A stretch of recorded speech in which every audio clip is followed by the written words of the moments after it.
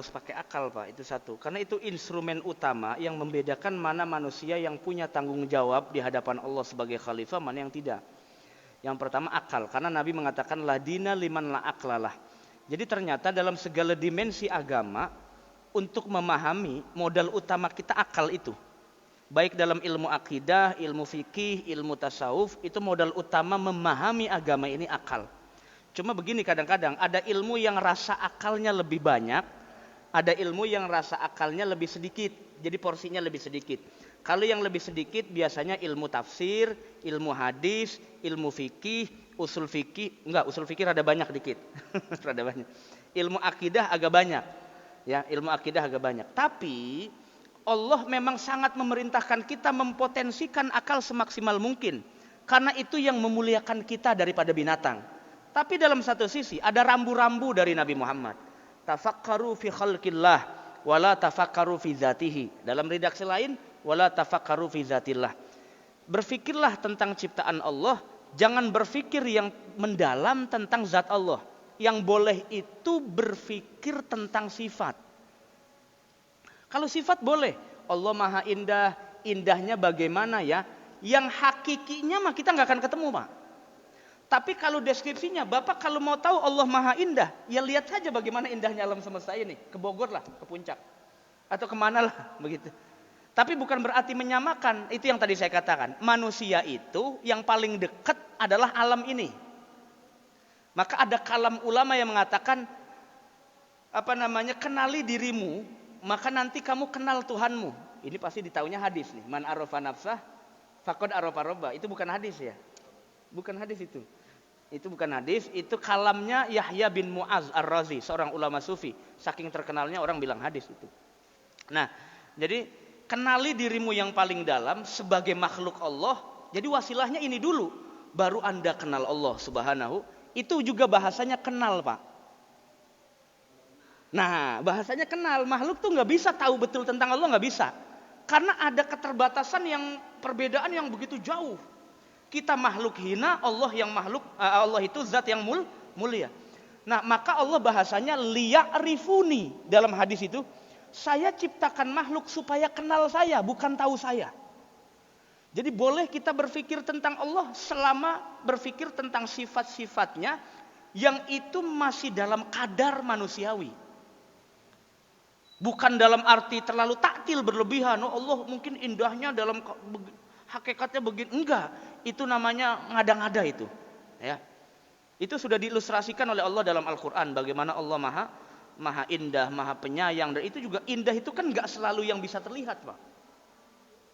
Kita pernah enggak merasakan kesenangan yang indah, tapi enggak pernah terlihat itu.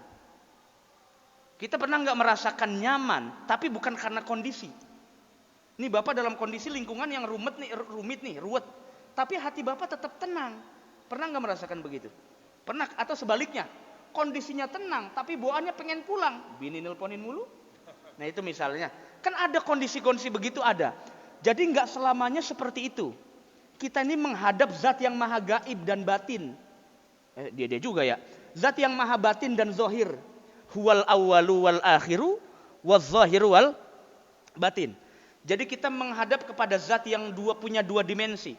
Allah bisa zohir karena kita melihat alam semesta ini sebagai dalil adanya Allah.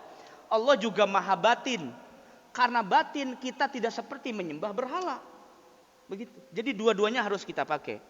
Ini nanti konteks masuk kepada pertanyaan yang kedua. Ya, kalau yang pertama tadi simpel saja, udah begitu. Ya berpikir tentang Allah boleh selama tidak kepo, kalau bahasa orang sekarang, tidak kepo tentang ketuhanannya lebih dalam. Itu tugas ulama. Kepo banget. Nah itu ya. Kalau tugas orang awam cukup amantu billah. Saya beriman kepada Allah Subhanahu wa ta'ala, wa sifatihi, dan sifat-sifatnya Allah Subhanahu wa ta'ala. Kalau pengen betul-betul tahu, rasakan nikmatnya kita beribadah berdua dengan Allah Subhanahu wa ta'ala. Itu lebih canggih dari coba sekedar kita berpikir tentang sifat Allah. Coba deh, ini Bapak nih sholat malam, yang lain lagi pada main bola, main catur. Kita mah sholat malam nih. Sholat malam memang enaknya jam berapa, Pak? Kalau jam 2 masih ada orang nonton bola. Jam 3 masih ada orang ngayab enggak jam 3? Ada. Jam Sekarang kan subuh jam 4.15.16 ya. Jam 4.15.16. Jam 4 dah boleh enggak? Wah, itu baru tuh semua tidur kecuali satpam. Tapi tadi saya masuk satpamnya juga tidur kayaknya. Orang saya titit sih mau masuk Taman Royal, titit Pak. Pak, jangan sampai saya gantiin nih Pak. Udah saya masuk aja dah. Ya kayak kalau sholat malam tuh enaknya di jauh. Jadi paling akhir malam itu. Coba nikmatnya bagaimana Pak?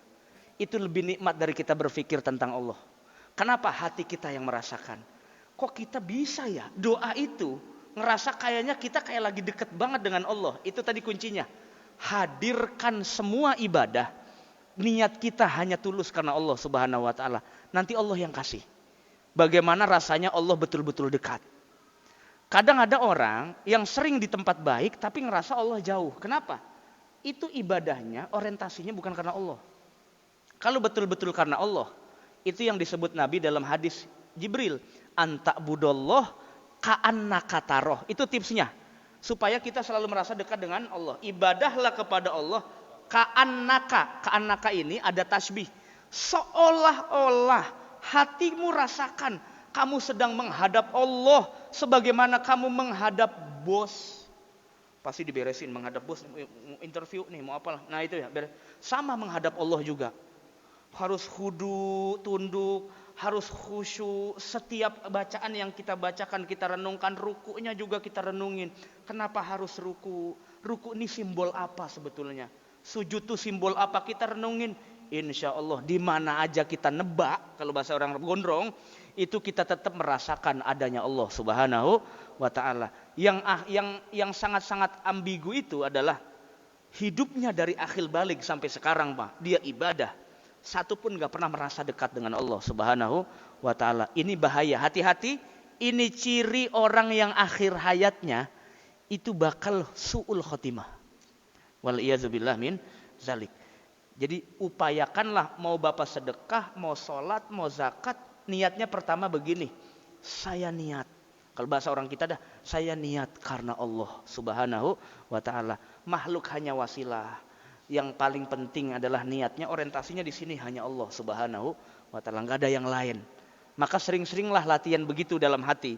Supaya nanti kita merasakan. Kalau lagi nggak merasakan berarti di sininya lagi penuh dunia nih. Entah pikiran duniawi atau apa nih lagi penuh di hatinya nih. Biasanya kalau begitu Allah nggak mau deket. Yang menghijab itu dua tadi saya katakan. I'lam annan nafsa, ketahuilah bahwa nafsu dan dunia inilah yang menghalangi kita dari dekat dengan Allah. Jadi kuncinya hindari dua ini. Satu, bergantung dunia. Dua, ngikutin syahwat. Dua ini biang kerok kita nggak pernah merasa nikmat ibadah. Jadi bahasa jauh terus rasanya. Padahal mah kita lagi di masjid itu. Tapi rasanya jauh. Kenapa? Karena dua hal ini masih masuk ke dalam hati. Satu duniawi, urusan dunia. Dua syahwat yang dipupuk, diempanin. Akhirnya membengkak syahwatnya itu. Efeknya tidur, makan, tidur, makan, tidur, makan, tidur, makan. Penyakit gula, diabetes, asam urat. Nah itu. Ya, karena memang itu yang disenengin syahwat itu. Makan, tidur, diempanin terus. Kalau bisa dilawan. Lawannya satu, puasa. Yang kedua, sahirul layal. Bangun malam. Begitu Pak kira-kira. Ya, alhamdulillah.